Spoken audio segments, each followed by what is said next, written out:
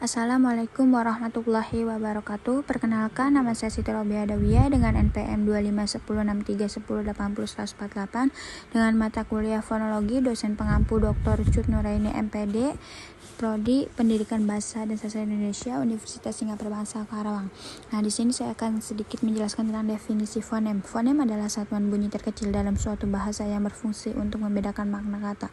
Dengan kata lain, fonem bukan sekadar bunyi, tetapi bunyi yang memiliki nilai pembeda arti dalam sistem suatu bahasa. Jenis-jenis fonem. Fonem suprasegmental. Pengertian fonem suprasegmental adalah unsur bunyi yang menyertai fonem segmental, vokal dan konsonan dan tidak berdiri sendiri, melainkan memengaruhi makna atau makna gramatikal suatu ujaran. Ciri khasnya tidak berupa bunyi tunggal, tetapi berupa ciri tambahan pada satuan ujaran seperti suku, kata, atau kalimat. Contohnya, kata bisa dengan nada datar berbeda maknanya dari bisa dengan nada naik. Dua jenis fonem suprasegmental: tekanan, stres. Pengertian tekanan adalah penekanan suara pada suku kata tertentu dalam kata atau kalimat. Fungsinya membedakan makna atau menunjukkan penekanan makna tertentu. Contohnya dalam bahasa Indonesia, saya mau makan. Pada mau menunjukkan keinginan kuat.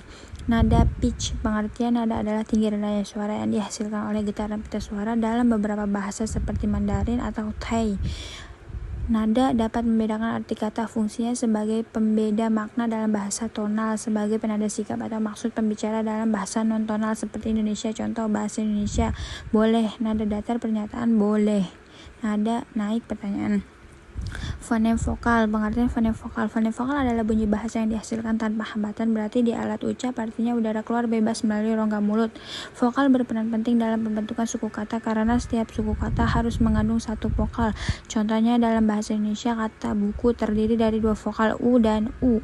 Fonem vokal dapat dibedakan berdasarkan beberapa kriteria artikulatoris, yaitu berdasarkan posisi lidah, tinggi, tengah, rendah. Vokal tinggi close vowel, lidah dinaikkan mendekati langit-langit. Contohnya I, U, I pada kata sisi, U pada kata buku. Berdasarkan posisi lidah ke depan atau ke belakang. Vokal depan front vowel, lidah digerakkan ke depan. Contohnya I ini, beda. Fonem konsonan. Fonem konsonan adalah bunyi bahasa yang dihasilkan dengan hambatan atau penutupan aliran udara pada salah satu alat ucap seperti bibir, lidah, gigi, langit-langit atau pita suara.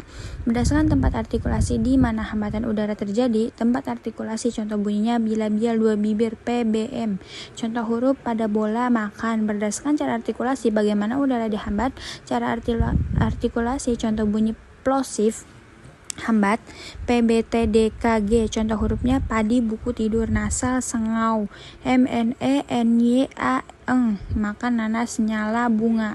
Fonem semivokal. Fonem semivokal atau semikonsonan adalah bunyi bahasa yang pengucapannya mirip vokal tetapi berfungsi sebagai konsonan karena tidak membentuk puncak suku kata, artinya udara keluar dengan hambatan yang sangat lemah, hampir seperti bunyi vokal.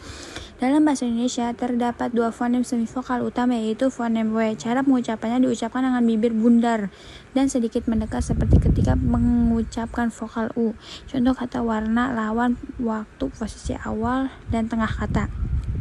Ciri-ciri semivokal: bunyi antara vokal dan konsonan, perpaduan keduanya tidak bisa berdiri sendiri. Sebagai inti suku kata tidak seperti vokal, dapat bergabung dengan vokal lain untuk membentuk diftong. Misalnya AI pandai, AU pulau, OI amboy. Di sini I dan U berfungsi sebagai semivokal karena tidak menjadi inti suku kata. Sekian dari saya. Wassalamualaikum warahmatullahi wabarakatuh.